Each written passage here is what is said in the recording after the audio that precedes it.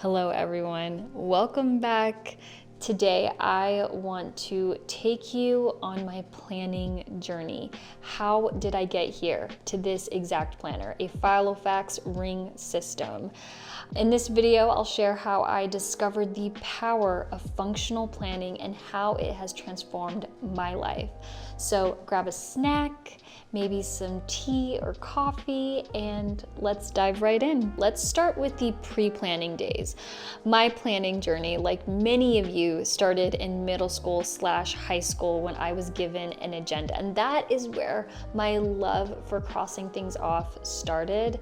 And then in college, I think I did just buy a regular planner from like Target. Just one that looked pretty on the outside, but then the inside was pretty basic. They weren't memorable. I didn't keep them, and I honestly can't remember them. After college, I stopped using a planner because I was no longer in school, which shouldn't be the reason why you stop using a planner. Now, I know that even if I wasn't in school or had a job, having a planner is still an excellent tool for productivity. Although after college, I didn't know that. So I was in a place where I just didn't really have much direction. I was just going through the motions. Honestly, my days felt pretty meaningless. And then about 9 years ago, when I stumbled upon a Passion Planner ad on Instagram, and it spoke to me. I knew right then and there that this was the structure I needed after college. Putting my thoughts, dreams, and plans on paper revived me, and I had so much to look forward to. I remember that feeling of putting in my order and waiting for this planner to arrive. So this one here is my first Passion Planner. I feel like back then they might have just had the Elite Black, and I didn't really, I planned in here, but it was ultimately very functional. This was back in the day when I didn't really think about stickers. I didn't think about stickers being something that could elevate my spread. So it's very functional. I kind of like it like that. Like, it's funny how my initial planner is functional and then now it is functional yet again. So it almost feels like a full circle moment, but this is essentially what my planner looked like. I remember I started to slowly but surely integrate stickers into my spread, but I love just keeping this just to see how far I've come. Like, even my handwriting, you guys, is different. Like, it's really different. I'm almost writing like half print, half cursive, I feel. But yeah, I like to keep this, my first Passion Planner, because this is truly where my planning journey started. And this is my second one. It also stayed relatively functional here. The only person that was looking at this planner was me. And it looks like I was integrating a lot more stickers into the weekly setup, which is nice. Let's see what the monthly overview looks like. I was using pretty much the monthly overview as a giant habit tracker. I remember I started to get back into reading. That was something I wanted to do. I wanted to read more, but I struggled with focusing.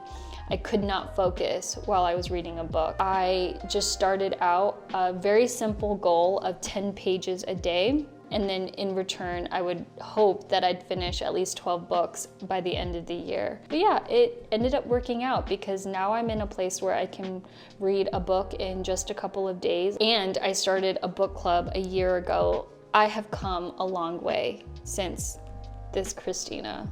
Let's see, this was the next Passion Planner, and this is when I started decorating the front panel with pictures of just all like the highlights of the year.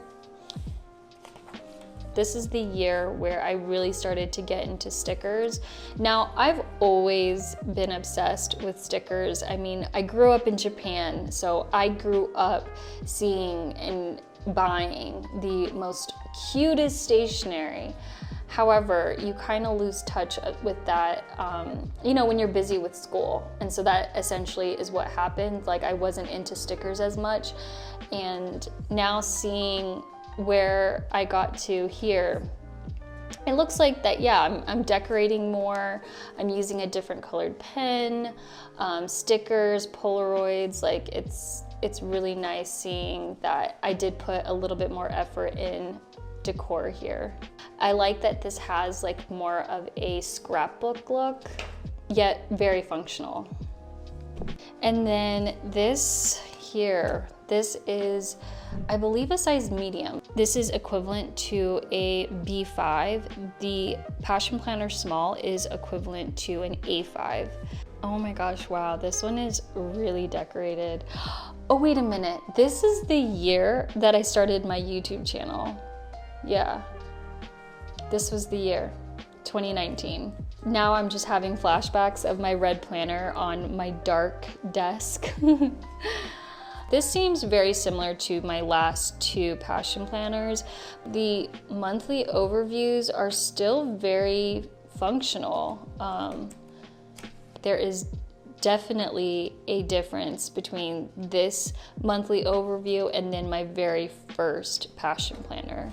So suppose you're new to my channel. You found my channel because I've been sharing my functional planning in my ring system. And if you're ever like, why the heck does she talk about Passion Planner so much? Why does she still have a discount code? She doesn't use Passion Planner anymore. It's because I believe in Passion Planner 100%. I stand by this company 100%. And like I shared with you all, this company, like this planner, helped me get out of the rut that I was in after college. I'm never gonna stop talking about Passion Planner.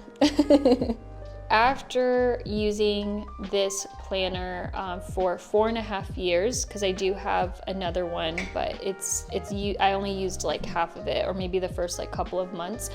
But I started to look for a creative outlet when it came with my planning, and I found that in decorative bullet journaling. So let me grab that real quick.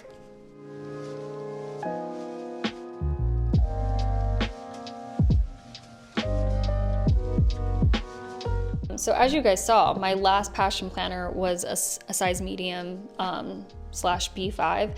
When I transitioned into a bullet journal, I went to a B5. So several years ago, I was looking for a creative outlet, and I found that in decorative bullet journaling. So I used a bullet journal for about 2.5 years, and I had a lot of fun. It started off very minimal. Let's see. I still kept doing the inside panel with pictures. Oh my gosh, this is when my husband and I got married, 2020, September 9th. This is probably one of my favorite bullet journals, honestly. I just love how simple it is.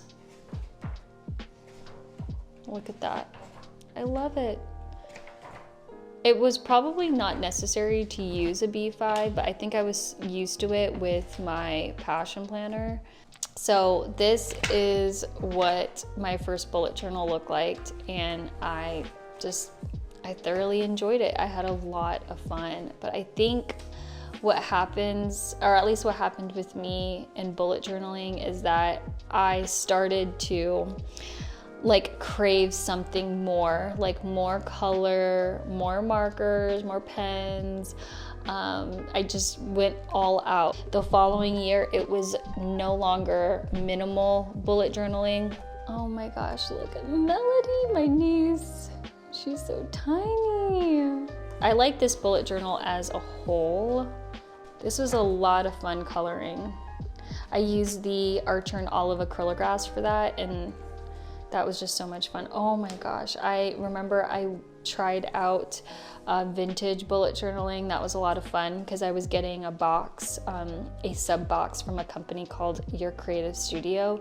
This was a lot of fun too. Like I really liked it, but I also didn't think that, I was like, this isn't me though. So when I started using an A5, I could only fit 6 months in here. And then my second one for 2021, I used a Leuchtturm, and this is the soft cover. So yeah, I remember all these spreads. Look at this. I love it. So much fun. Like, look at that. That really pretty collage.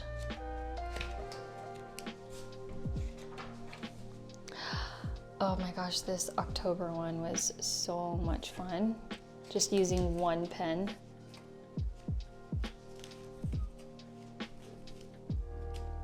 Since I was using 2 bullet journals in 1 year, I kind of had them go hand in hand. So I was in a green phase in 2021. And then 2022, I started off with the Amanda Rach Lee bullet journal. This was, wow. I found out I was pregnant. I really like this Polaroid one, this Polaroid. And I like the weekly layouts, how like it was a tab here. But look at this, like look how colorful this is. Love the red mushrooms. Oh my gosh, the skating one. So pretty. So much fun. And also like, I was doing this when I didn't have my son. I had the free time to come up with these elaborate spreads. And then this was the second half of 2022. And honestly, I didn't even finish it. I stopped using it. You guys have been here for a while, like you've heard me say that plenty of times, but I just did not have the capacity anymore to develop creative spreads. So I had to retire this style of planning. This is where the transformation begins.